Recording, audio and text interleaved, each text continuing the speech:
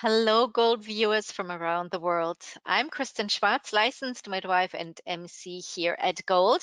And here at Gold, we are very excited. We are working on a upcoming online sleep symposium here at Gold on June 17th. And with me here today is one of our speakers. Hello and welcome, Karen Kerkhoff Gromada. Hello from Cincinnati, Ohio, and thank you for having me. Oh, it's wonderful to have you here with us this afternoon, Karen. It's wonderful to have you. So, Cincinnati, Ohio. So, what is the weather there like today? It's May. So, do you have a lot of rain or have you We seen had a some? lot of rain last week, but it's beautiful today. It's about 75 to 80, Nice. not too humid, and we've got flowers blooming and sun shining, so it's a nice day. Beautiful, beautiful day in May here then in there. That's wonderful to hear. So, yeah, we have our first sleep symposium here at Gold. It's all going to be online. And of course, you're going to be speaking for us. We're going to talk about your presentation in just a second. Tell our listeners a little bit about your background. You're quite an expert there on multiples. And so, tell us a little bit about you and how this became a passion of yours. And yeah, go ahead.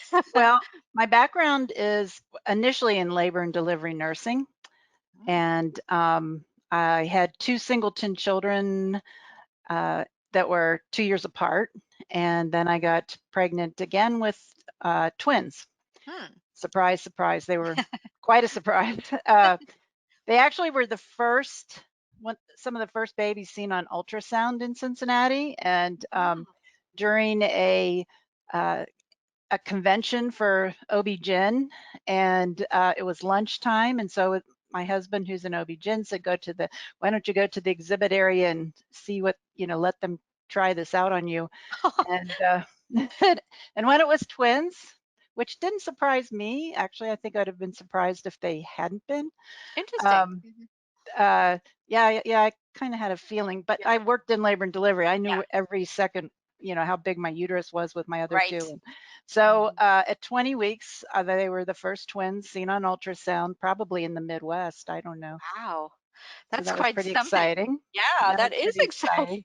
So that gives you a hint of how old I am. So I won't say anything. But um, so I had had two singletons, and and I had, that had been fun.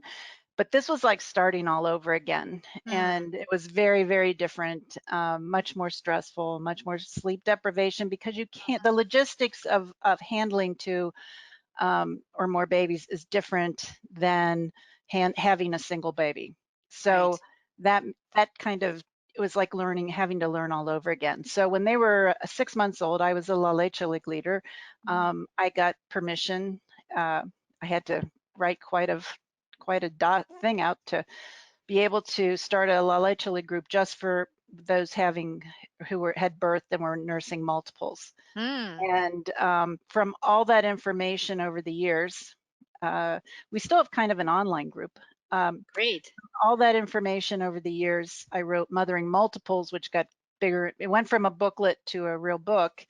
And the last edition was 2007. I'm working on an update, on a revision, but that's still going to take a while. So in the meantime, it went out of press. And so I've put all the chapters in a Facebook group called Mothering Multiples 2, Breastfeeding and Caring for Twins or More. So it's a closed Facebook group.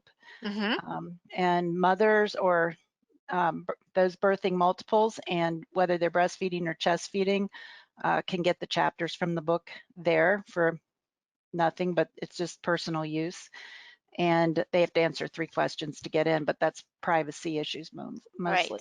So Right. and also online, our La Leche group is on Facebook also. Fantastic. Wonderful resources you're sharing here with our viewers, especially, mothering multiples. Yeah. And in your case also, you already had two children, little Mhm. children, 2 years apart, as you mentioned. And then on top of that, that creates a whole new dynamic as well, especially with sleep. You're already sleep deprived if you have two toddlers. And then if you had a new baby, and then if you have multiples, did you even sleep at all, Karen? I'm not sure. I'm not sure. I was so sleep deprived that by, well, and also my husband was a resident, so every Oh, third night he'd be gone from oh, 7 in the morning till 7 the next oh, evening. wow. Every third weekend he'd be gone from Friday morning till Monday evening. Wow. So it was a lot of Yeah. not sleeping. But when they finally did sleep pretty well, which I don't want to tell the viewers how long that was, but when they finally, I mean, there is never a night, and you, again, Mhm.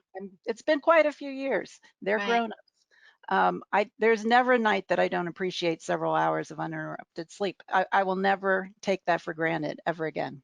Right. Ever again. Yes. And especially also if you work in the profession as you did, or I don't know, are you still working labor and delivery? Oh, no, No. no, no. No. I'm a IBCLC. Okay. So I'm board certified as a lactation consultant, and I've done private practice and I've done hospital work. I have since retired in the last couple of years. Hmm. Had a family. I don't know if you call it a tragedy. I call it a tragedy, and it really made it difficult to focus. So I'm, uh, I ended up retiring from that, but I still do online work a lot and talk to mothers all the time. And Yeah, so you provide wonderful support there for mothers and with your Facebook group and working on the editing at the book to, well, and I'd promote. started that, and that tragedy put that Yes, to a and that halt as for a well. while. So I'm trying to working to get back at that, Yeah, and and also working to get my website should be up again pretty soon. wonderful. So let I, us know how that goes too with the website. So, mhm. yeah, talking about, and I love the title of your presentation here. Is sleep really necessary to nighttime parenting with multiple infants? And yeah, we know from a lot of research now, we know that sleep deprivation, we don't even need research. We know that if we have ever been sleep deprived, we know how important sleep is and how that also affects the mental health of the parents, right?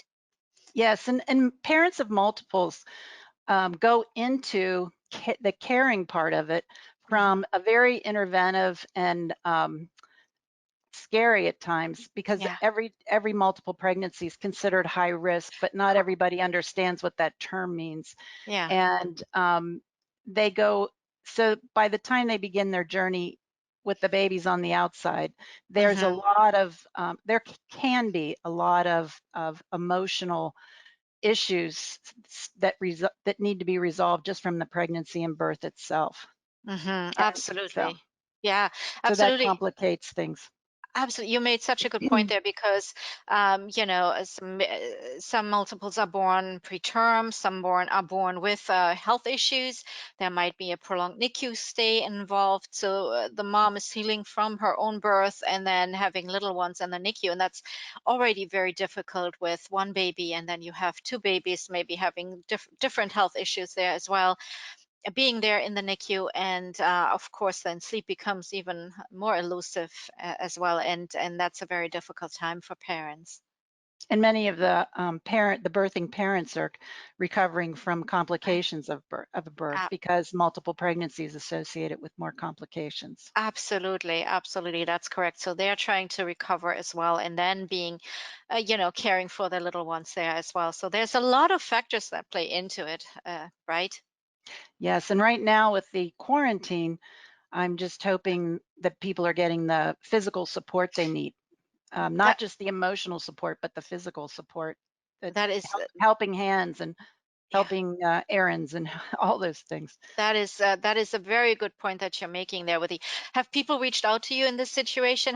What have you seen in your Facebook groups with regards to Well, the situation? probably on the positive side, some are finding it nice to be able to stay home with their babies more and not Hmm. have the pressure of returning to the workplace Yeah, quite as quickly.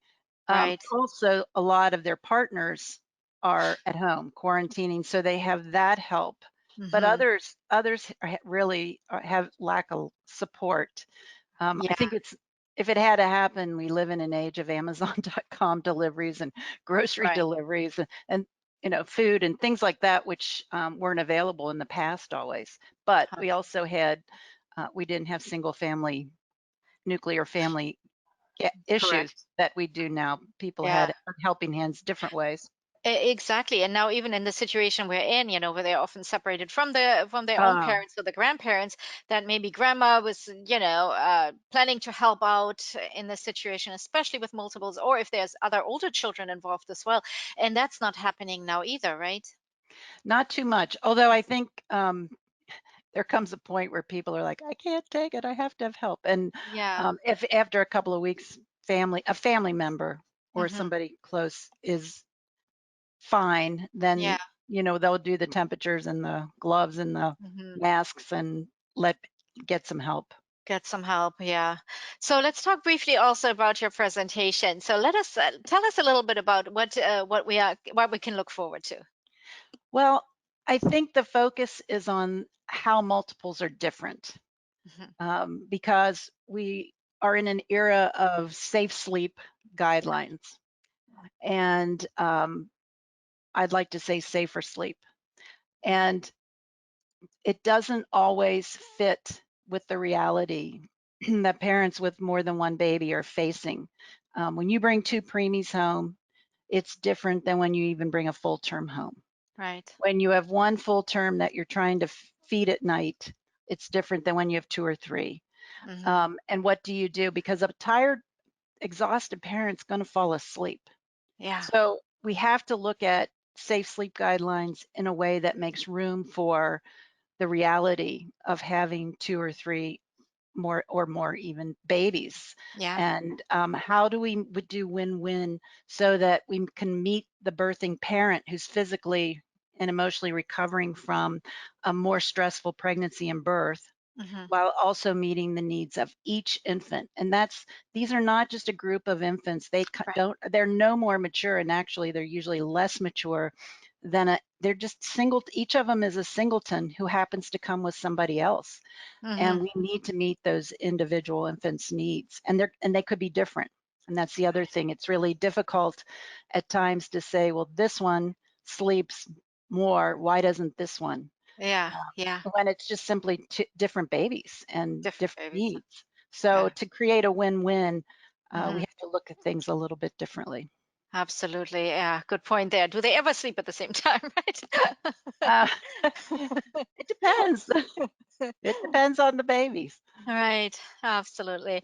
Well, Karen, thank you so much for sitting down here with me. I am looking forward so much to this presentation. There is so much good information we can look forward to. Well, thank you for having me. I'm looking forward to it also. Thank you so much. And See to you our June view 17th. and to our viewers now, the presentation will be live on June 17th and is part of the Gold Sleep Online Symposium here of 2020.